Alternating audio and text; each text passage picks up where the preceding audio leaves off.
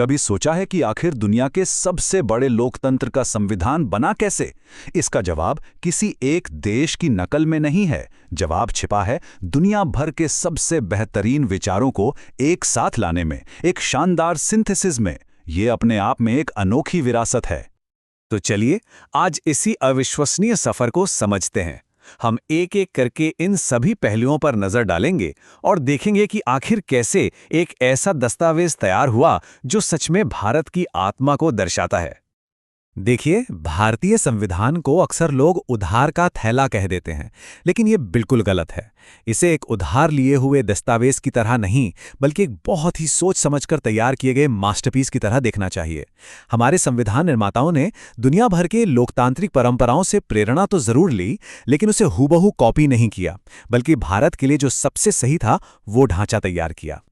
लेकिन दुनिया भर में देखने से पहले हमारे संविधान निर्माताओं ने एक बहुत ही मजबूत घरेलू नींव पर काम किया, और वो नींव थी भारत शासन अधिनियम 1935। सच कहें तो ये अधिनियम हमारे आज के संविधान की रीढ़ की हड्डी बना। इस एक्ट से आप कह सकते हैं कि हमारे संविधान का ढांचा लिया गया।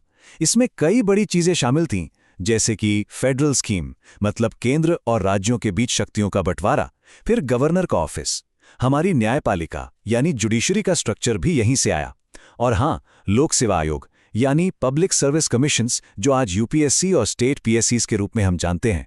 इसके अलावा इमरजेंसी से जुड़े प्रावधान और बहुत सारे प्रशासनिक डिटेल्स भी इसी एक्ट से लिए गए। अंदाजा लगाइए, ये हमारे संविधान का लगभग 70% हिस्सा था। तो अब इस 70% नींव के ऊपर चलिए एक ग्लोबल टूर पर चलते हैं और देखते हैं कि बाकी की इमारत कैसे बनी। शुरुआत करते हैं दुनिया के दो सबसे पुराने और मजबूत लोकतंत्रों से, ब्रिटेन और अमेरिका। ब्रिटेन से हमने अपनी सरकार का पूरा मॉडल ही ले लिया, जिसे कहते हैं संसदीय शासन पद्धति। इसका सीधा सा मतलब है कि सरकार संसद के प्रति जवाबदेह होती है। इसके अलावा भी बहुत कुछ आया, जैसे रूल ऑफ लॉ यानी कानून का राज, कैबिनेट सिस्टम और सिंगल सिटीजनशिप। हमारी संसद के जो दो सदन हैं, लोकसभा और राज्यसभा, ये सिस्टम भी वहीं से लिया गया है। साथ ही कानून बनाने की पूरी प्रक्रिया, सांसदों के विशेष अधिकार और रिट्स जारी करने की शक्ति, ये वो खास आदेश होते हैं जो कोर्ट नागरिकों के अधिकारों की रक्षा के लिए जारी करता है। ये सब ब्रिटिश संविधान से ही प्रेरित हैं। अब बात करते हैं अमेरिका की। यहां से हमें मिला हमारे संविधान का दिल, उसके मूल अधिकार यानी फंडामेंटल राइट्स। इसके साथ ही एक आजाद न्यायपालिका का कॉन्सेप्ट और जुडिशियल रिव्यू की जबरदस्त शक्ति।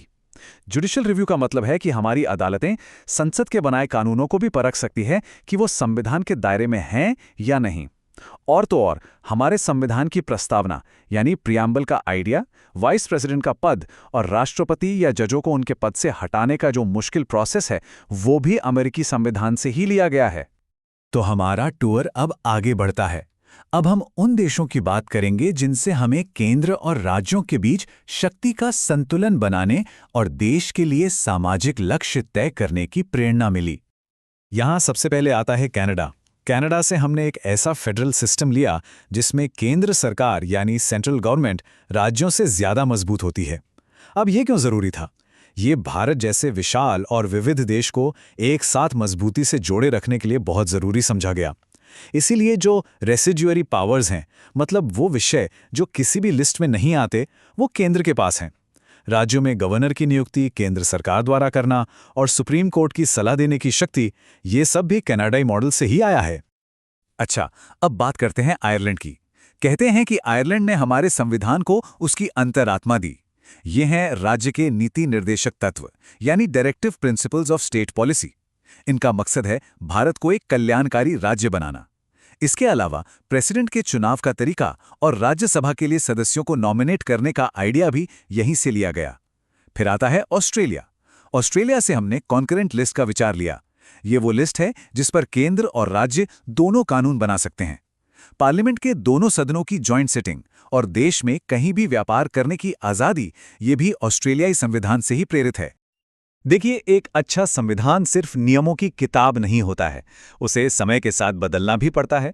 उसमें नागरिकों की जिम्मेदारियों का जिक्र भी होना चाहिए और मुश्किल हालातों जैसे इमरजेंसी से निपटने के रास्ते भी होने चाहिए। तो चलिए अब देखते हैं कि ये सारे प्रावधान कहाँ से आए। संविधान को एक लिविंग डॉक्यूमेंट यानी एक जीवंत दस्तावेज बनाने के लिए उसमें बदलाव की गुंजाइश होनी चाहिए। ये व्यवस्था हमने ली दक्षिण अफ्रीका से, यानी संविधान में संशोधन करने का प्रोसेस। और हाँ, राज्यसभा के सदस्यों का चुनाव कैसे होगा ये भी वहीं से प्रेरित है। वहीं दूसरी तरफ जापान से हमने एक बहुत ही महत्वपूर्ण सिद्धांत लिया, विधि द्वारा स्थापित प्रक्रिया।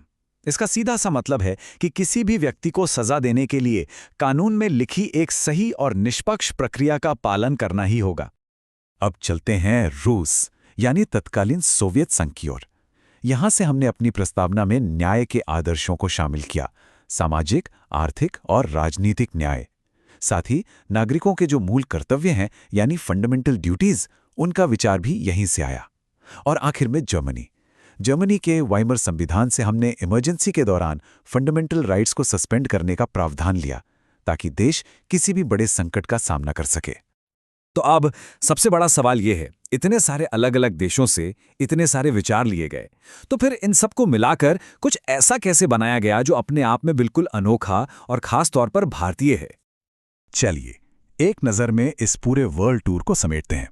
ये टेबल साफ दिखाती है कि प्रेरणा कहां-कहां से ली गई। ब्रिटेन की संसदीय प्रणाली से लेकर अमेरिका के मूल अधिकारों तक, और दक्षिण अफ्रीका की संशोधन प्रक्रिया से लेकर आयरलैंड के नीति निर्देशक तत्वों तक, आप देख सकते हैं कि हर एक विचार को कितनी सावधानी से चुना गया था। और यहीं पर सबसे जरूरी बात सामने आती है, ये सब नकल नहीं थी, ये था बुद्धिमत्तापूर्ण चयन यानी वाइज सिलेक्शन। हमारे संविधान निर्माताओं ने किसी भी विचार को आंख बंद करके कॉपी पेस्ट नहीं किया, बल्कि हर एक प्रावधान को भारत की जमीनी हकीकत, हमारी सामाजिक, सांस्कृतिक और राजनीतिक जरूरतों के हिसाब से ढाला। और ये सारी बातें हमें एक बहुत ही अहम सवाल पर लाकर खड़ा कर देती हैं। हमारे संविधान का ये जो ग्लोबल डीएनए है, जो इसे इतना लचीला और समय के साथ ढलने वाला बनाता है, वो आज 21वीं सदी की चुनौतियों का सामना करने के लिए कितना कारगर है? ये एक ऐसा सवाल है जो हमारे संविधान की असली और स्थायी ताकत को दिखाता है।